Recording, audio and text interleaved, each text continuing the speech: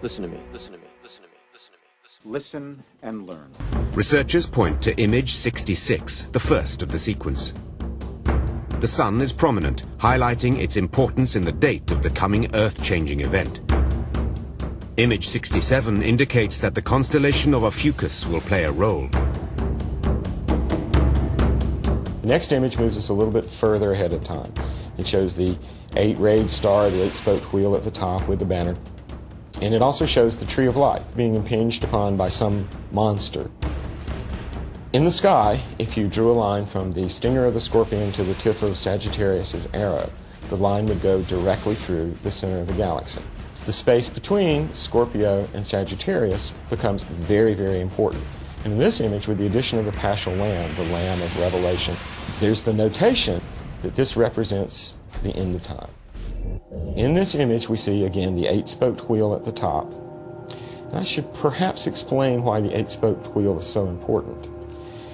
In the sky, there's a great cross that does not move, and it's formed by, from the center of the galaxy to the edge of the galaxy, and from the center point of our celestial equator to the southern point of the celestial equator. That's the divine cross.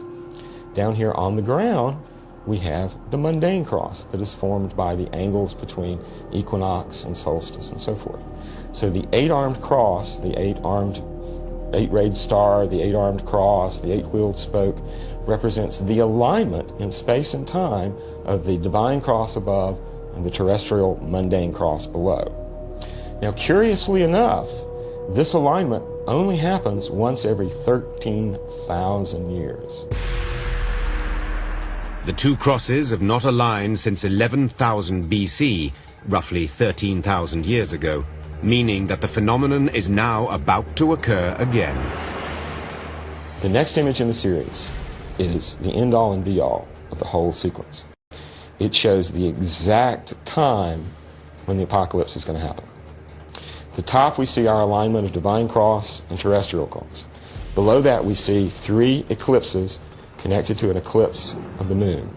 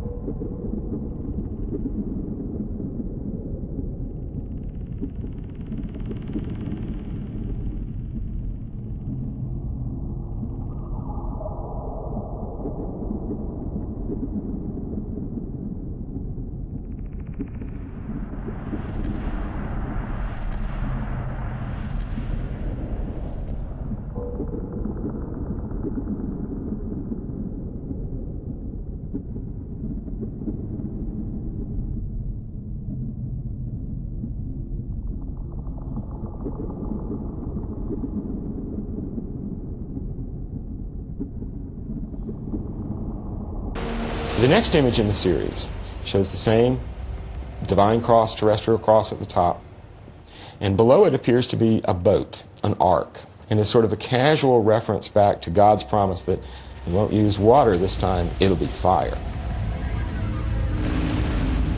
So the idea of the bark or the boat here is what spiritual authority will save us.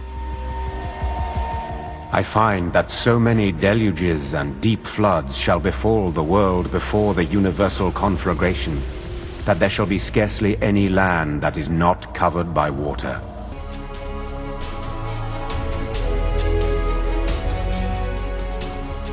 This is the front yard. Dramatic video this morning showing a massive and deadly flash flood ripping through a small town on the Arizona-Utah border.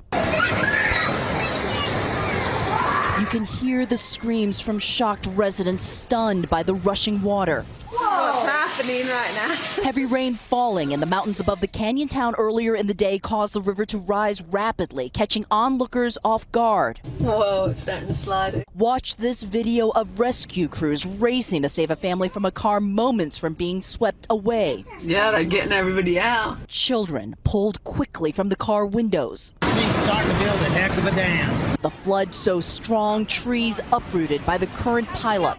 That's pretty powerful.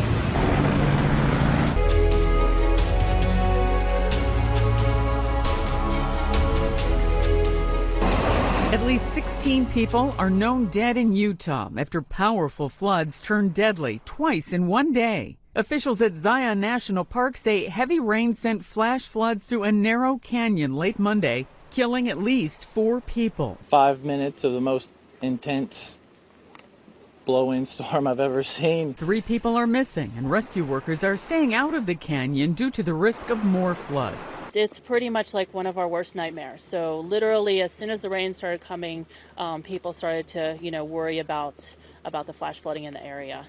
Oh my goodness, it's huge. Getting bigger. The Zion floods came on the same day that a massive flood swept away several vehicles about 20 miles to the south near the Utah-Arizona border. 3 women and 13 children were trapped in 2 vehicles that were caught in the deluge. At least 12 people died.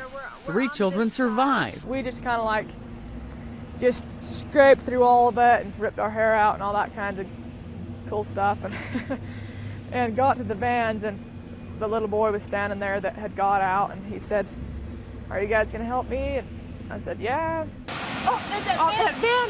Oh, dear, there's 2 vehicles. Oh no, there's 2 vehicles. A nearby resident videotaped the flood carrying a van, an SUV, and a car near her home. Police have not confirmed if any flood victims were inside the vehicles. It's heart-wrenching because I have children and my mother, and it's just hard. Flash floods are not unusual in southern Utah. However, the National Weather Service calls Monday's disaster a 100-year event. Sandy Kozel, The Associated Press. The rains in many countries shall be so slight, and so much fire and so many meteorites shall fall from the sky, that nothing shall remain that is not consumed. Image 72 is probably the warning of what is going to happen if we don't do this thing right. You notice, first off, the Wheel of Fortune at the top no longer has any spokes. It's empty. That means that time has ended. It is no longer turning. There's no axle in the center of time anymore. Are the hands of our cosmic clock winding down? It is the question that lingers not only at the heart of these drawings, but in the subtext of each day's disturbing headlines. People who never thought about any of this because they're busy with their jobs and their families and their responsibilities are all stopping, they're all pausing, and they're all saying something more is going on. Nostradamus' connection, if any, to this strange but powerful manuscript may never be established. But if the Lost Book's pages offer more questions than answers, more fear than hope, there are some who believe that indeed this is its higher purpose. He's saying that we have a choice here at the end of this age, here at the end of time. And the choice is to become our destiny, become who we are, and if we fail, we're going to fail completely, and we're going to lose everything that we've gained. I suspect that the future is always a result of the present, and we are part of the present. Therefore, we can affect the future if we choose to. We shall probably get the future that we deserve.